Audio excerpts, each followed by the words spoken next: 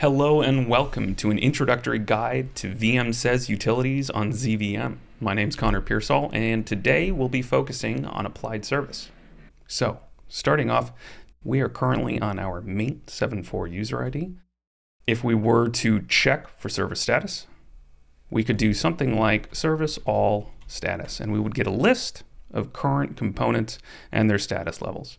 If you notice, CP is currently at level 1, but for the most part, everything else is at 0.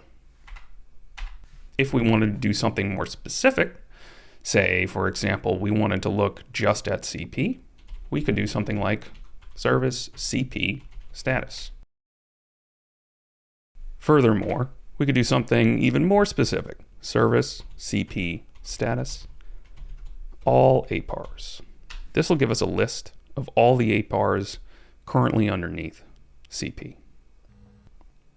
Now we can show even finer granularity and check the status of specific APARs and PTFs by saying something like service, in this case CP, status, and then the specific APAR that we saw. So prior we saw VM66780, and we could do this for other components to see if that APAR has been applied or at least has been received on those components. Now in this video, I'm not going to show downloading the RSU or getting the servlink file, specifically because we already have a video for GitShop-Z. That will be linked below. If you have any further questions, I highly recommend watching that video. And please note that if you are acquiring the PTFs or RSUs in a different way other than GitShop-Z, they may need to be detersed, and you can find steps on how to do that in the service guide. So without further ado, let's apply service. In my situation, I have an attached DASD disk that has my servlink files on it. Specifically, it's sitting out on file mode L. So if I do a file list looking at L, I'll notice that my 7844 RSU servlink file is here. And just so everyone's aware, the 7844 RSU file here is actually RSU 7403. When GitShop-Z brings the file to my local system, it gives it a unique name, and in my case, the name was 7844 RSU1. So with that said, we can do a service all 7844 RSU1. Now this may take some time, so I will speed up the video here.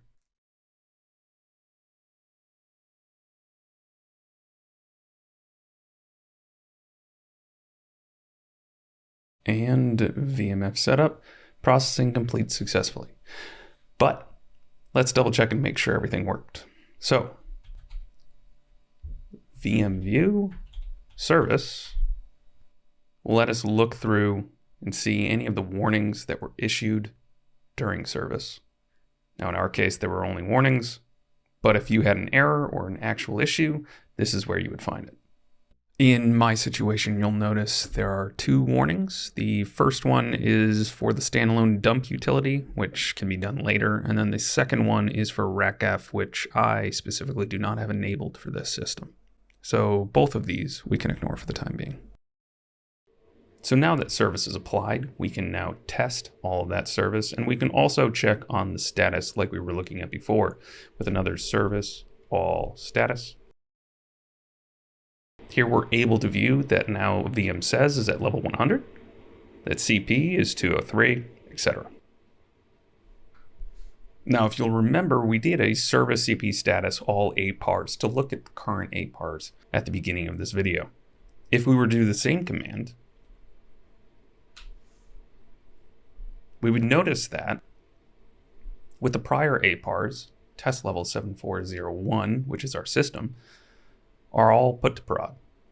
But the new applied service is not at put to prod. So how do we do that?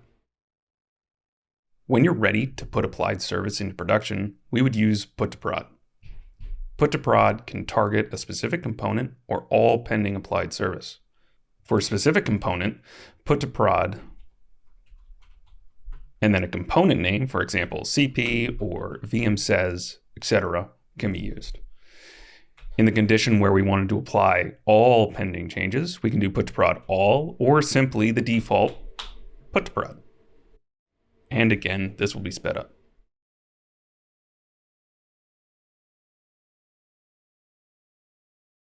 And PUT2PROD completed successfully. Now, again, to double check, let's do VMF view PUT2PROD. Now here we can see warnings that occurred, but if something went wrong, this again is where you would look to figure out what went wrong. Now you don't need to worry about other components, but in CP's case, we will need to re-IPL.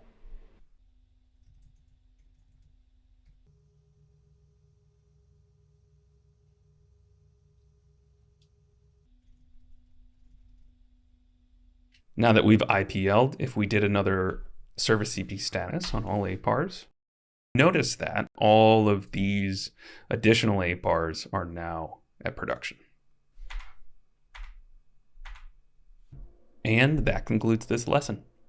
Thank you for following this walkthrough. This lesson was derived from the ZVM service guide for version 7.4. So if you have any questions, I highly recommend looking there. If you have any additional questions, feel free to contact IBM. This has been Connor Pearsall with IBM. Thank you so much. Have a great day. Thanks for watching. If you enjoyed this video, don't forget to like and subscribe to see more videos like this one. Have a suggestion for another video topic? Feel free to leave a comment below.